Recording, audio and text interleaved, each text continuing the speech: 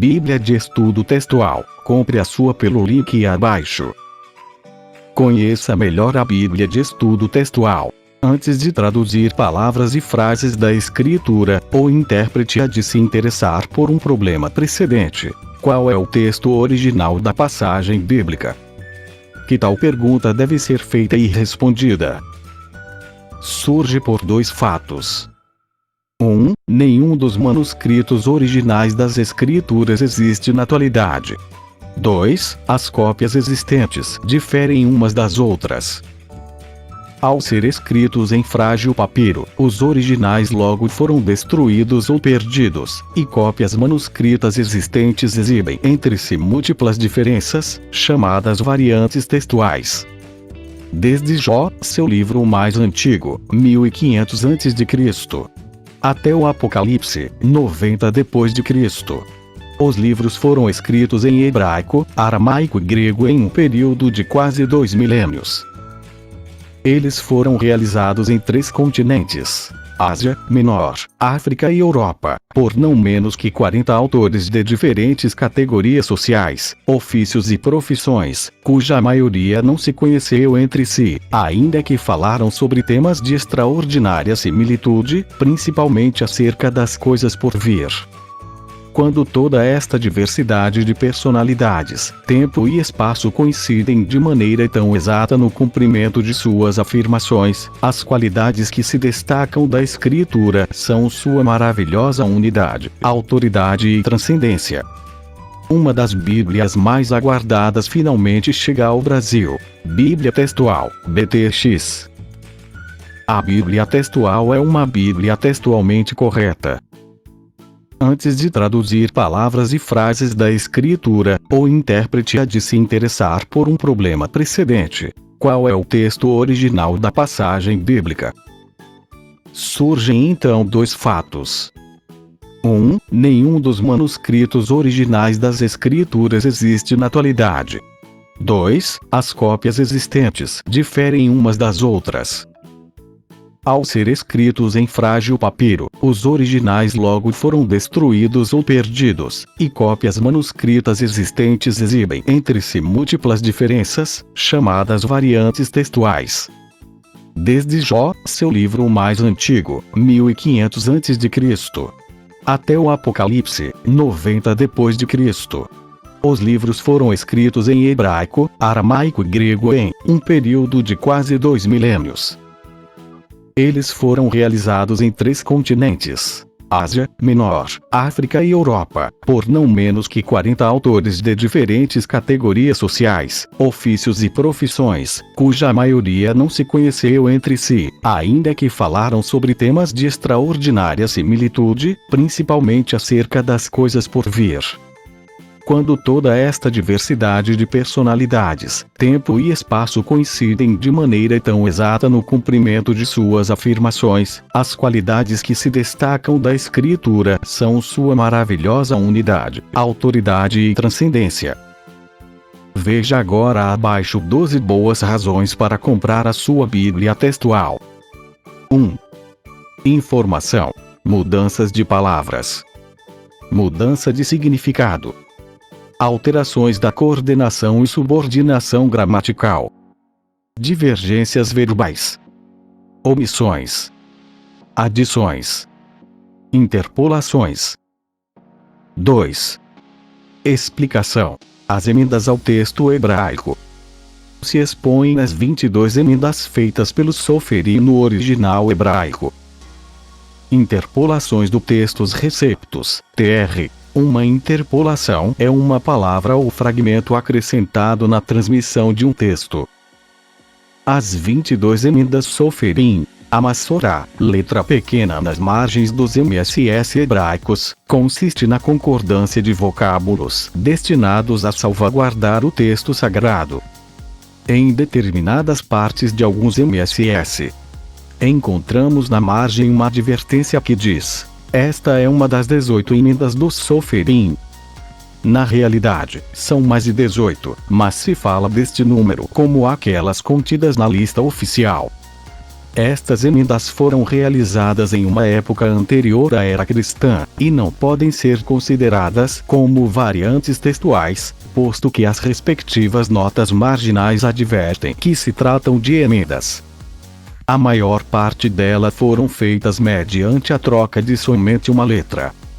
Um cuidadoso exame nestas passagens mostram que o propósito de tais emendas se fez por um equivocado sentimento de reverência, eliminando do texto certos antropomorfismos que se supunham ofensivos a Deus.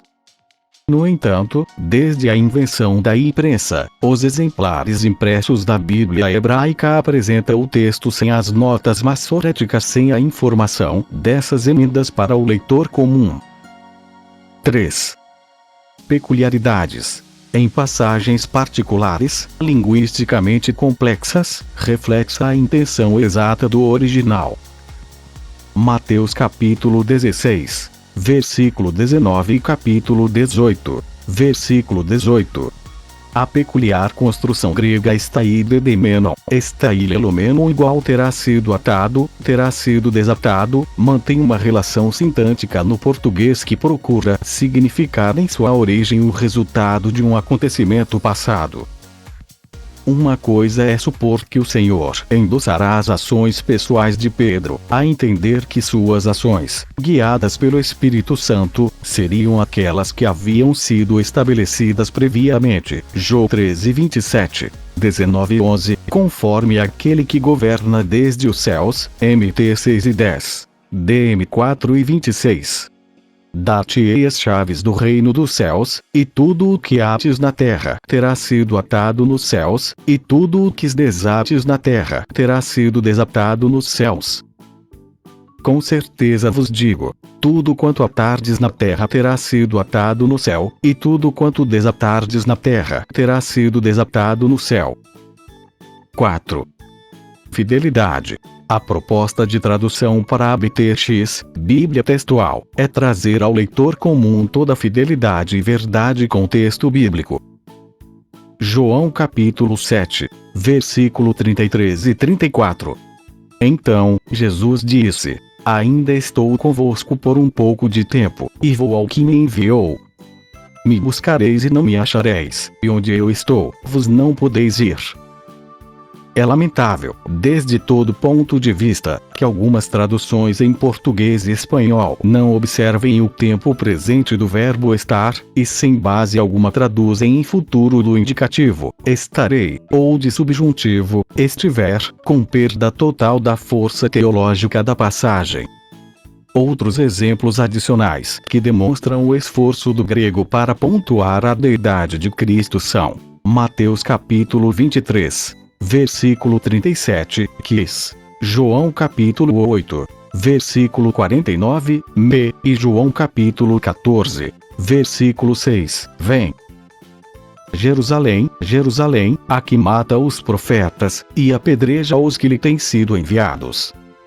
Quantas vezes quis juntar os teus filhos, como a galinha junta seus pintinhos debaixo das asas, e não quisestes. Jesus respondeu: Eu não tenho demônio, pelo contrário, honro meu Pai e vos me desonrais. Jesus disse-lhe: Eu sou o caminho, e a verdade, e a vida. Ninguém vem ao Pai senão por mim. 5. Expressa compreensivelmente passagens que até o presente moviam a perplexidade. Atos 1 e 18. Este comprou um campo do salário de sua iniquidade, e havendo-se inchado, rebentou-o pelo meio e foram derramadas todas as suas entranhas. Gramas prenes.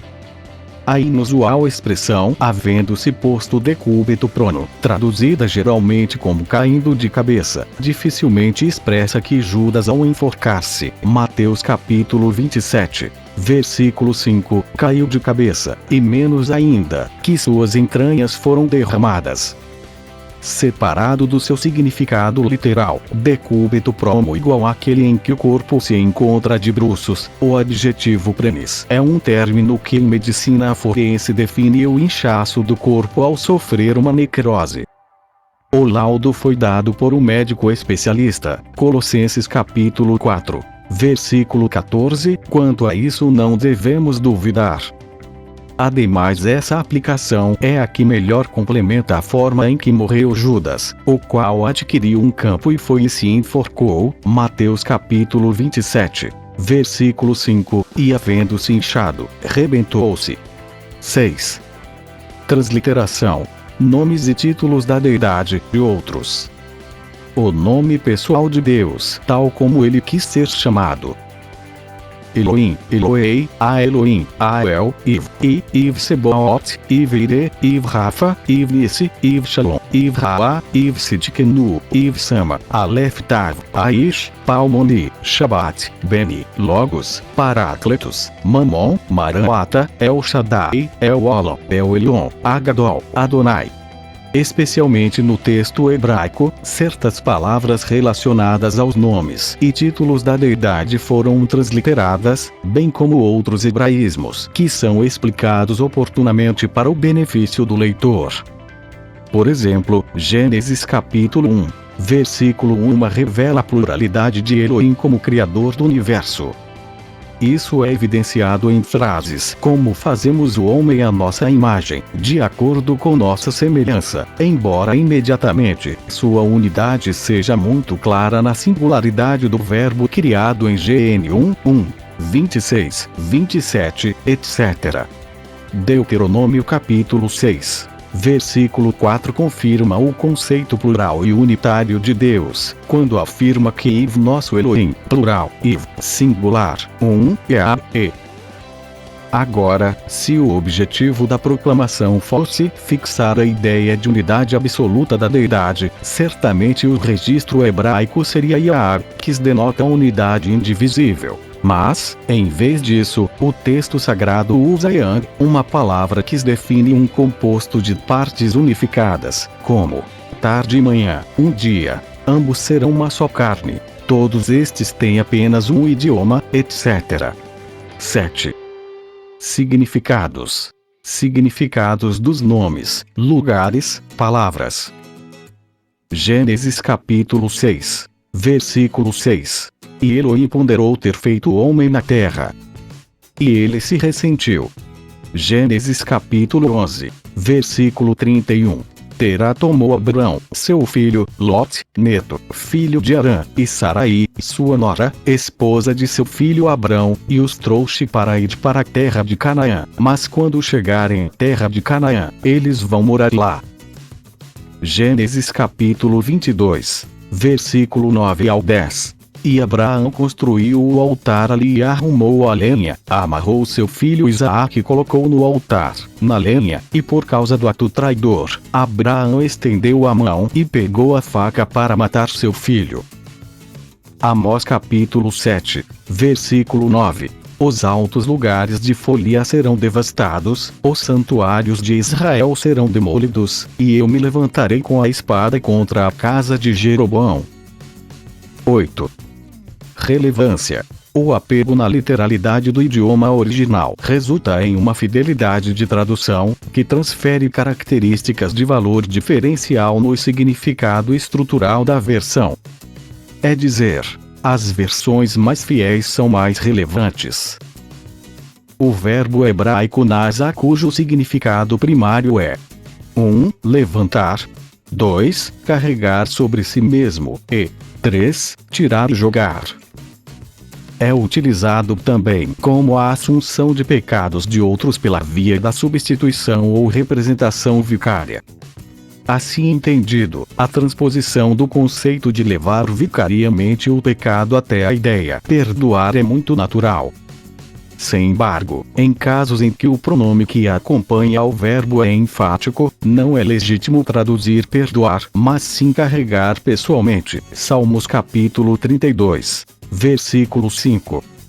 O desenvolvimento doutrinal do verbo nasa cobra um particular sentido quando seu correspondente grego airo é usado por João o Batista, João capítulo 1, versículo 29, a respeito de Jesus.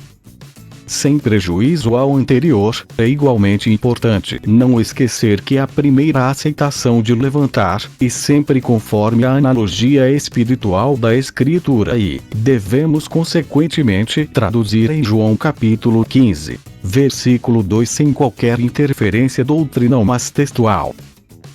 Salmos verso 32, versículo 5. Confessarei minhas transgressões a Ivo, e tu mesmo carregaste a maldade de meu pecado. João capítulo 1, versículo 29. Eis aqui o Cordeiro de Deus, que carrega o pecado do mundo. João capítulo 15, versículo 2. Todo pâmpano que em mim não produz fruto, levanta-o. 9. Exibe a riqueza da graça divina relacionada com a eterna segurança da salvação. 1 Timóteo capítulo 2, versículo 14 e 15. E não foi enganado Adão, senão que a mulher, sendo completamente enganada, há incorrido em transgressão. Porém será salva mediante o nascimento, se permanece em fé, amor e santificação, com sensatez. O vocábulo tecnogonias não define o ato de procriação, nem ao processo de maternidade, nem a criação dos filhos. Neste caso, o artigo determinante tes igual evidência que Paulo não se refere à salvação física, preservação, mas à salvação espiritual, que trouxe um nascimento de Cristo. Daqui, que este nascimento seja o nascimento por excelência. 1 Pedro capítulo 5, versículo 10. O Deus de toda graça, que vos chamou à sua glória eterna em Cristo, depois que padeçais um pouco de tempo, Ele mesmo vos aperfeiçoará, afirmará, fortalecerá, estabelecerá. Note-se que os 4 verbos estão no indicativo do futuro, voz ativa. 10. Contexto. Porque subordina a tradução ao contexto teológico da passagem. Hebreus capítulo 9, versículo 16 e 17. Porque onde há um pacto, é necessário constatar a morte do pactuado. Pois um pacto é válido sobre vítimas mortas, e nunca tem vigência enquanto vive o pactuado. A maioria das versões traduzem: porque, onde há testamento, necessário é que intervenha a morte do testador. Porque um testamento tem força onde houve morte, ou terá ele algum valor enquanto o testador vive. Mas é evidente que isto se refere a um pacto, mais que um testamento propriamente dito. Tanto o contexto anterior, no que Cristo é apresentado como mediador de um novo pacto, como o verso promulgado por meio de Moisés, confirmam esta proposta. Êxodo capítulo 24, versículos 5 a 8. A menção do racionamento com sangue, versículo 21, mostra que o objeto de referência é o sacrifício. Por outra parte, a palavra grega que se traduz por testamento é diatíteme igual destinado ou atribuído, Lucas 22 e 29, Atos dos Apóstolos 13 e 25, Hebreus capítulo 8, versículo 10, capítulo 10, versículo 16. Seu uso mostra que o sacrifício mediante o qual foi solenizado o pacto está realmente incluído em diatémenos. Tomando em conta que a primeira aceitação de diateque é pacto, segundo Coríntios capítulo 3, versículo 6 ao 14, e em conformidade com a aplicação diatíteme nas passagens antes mencionadas, as decisões para a transferência dos vocábulos e da sintaxe têm tomado desde o ponto de vista do contexto teológico. É dizer, que a ideia de um legatário que recebe algo pela morte de um testador, sendo o testador aquele que estabelece o testamento, como expressão de sua última vontade, nos reflete bastante antibíblico, especialmente se alguém considera que o pactuante, o testador, é o pai. 9:20, quem ratifica seu pacto mediante o derramamento do sangue da vítima do pacto, isto é, seu filho. 12:24. 11. Arqueologia. Um novo enfoque crítico de Qumran. Nova abordagem crítica de Qumran. DT 32, 43. Nesta passagem de Deuteronômio, o texto massorético, TM, é mais curto que a Septuaginta. O manuscrito de Qumran Q4 conserva o texto hebraico mais longo, refletido na versão grega. Igualmente, a leitura Nações Paganas, TM, tem conotações de ser secundária a respeito à leitura Céus, atestada pela LXX e transmitida por Qumran. Esta importante variante constitui mais uma evidência do esforço massorético para desvirtuar a deidade de Jesus de Nazaré, Hebreus capítulo 1, versículo 6. Alegrai-vos, ó céus, junto com ele. E adorem-no todos os anjos de Deus. Alegrai-vos, gentios, com seu povo. E fortaleçam-se nele todos os seus filhos. Porque se vingará o sangue dos seus servos, ele tomará vingança e retribuirá com sentença a seus inimigos. Adonai expiará o sangue do seu povo. 12. Formato. Pela primeira vez na história da modernidade, a Bíblia Textual, BTX, primeira edição em português, se apresentará em uma compaginação de um roteiro. Sua sequência segue fielmente a ordem original, manuscrito utilizado pelo Senhor Jesus, seus apóstolos e a Igreja primitiva. Para restaurar este formato, tomamos em conta as seguintes considerações. 1. Autoridade inerente. O autor exato agrupa o texto de maneira tripartida, Lucas capítulo 24, versículo 44. 2. Historicidade. Baseada nas fontes mais antigas e confiáveis, que reconhecem a existência de um cânon de 49 livros, 22 do Velho Pacto e 27 do Novo Pacto. 3. Apelando ao bom senso, ao sentido comum, uma proposta de cronologia e de contemporaneidade segundo o ministério ativo dos profetas. 4. A temática, cujas características temporais ou atemporais permitem identificar devidamente os livros que integram os distintos grupos. E 5. A consideração de padrões numéricos artisticamente desenhados, exibidos em harmonia com muitos outros que se esforçam para mostrar que a mão invisível que escreveu o livro é, obviamente, a mesma que o compaginou. Características. Editora BV Books. Largura 17 cm. Altura 24 cm. Profundidade 3 cm. Quantidade de páginas 1672 páginas. Encadernação. Capa de luxo. Compre a sua Bíblia de Estudo Textual, BTX, no link na descrição.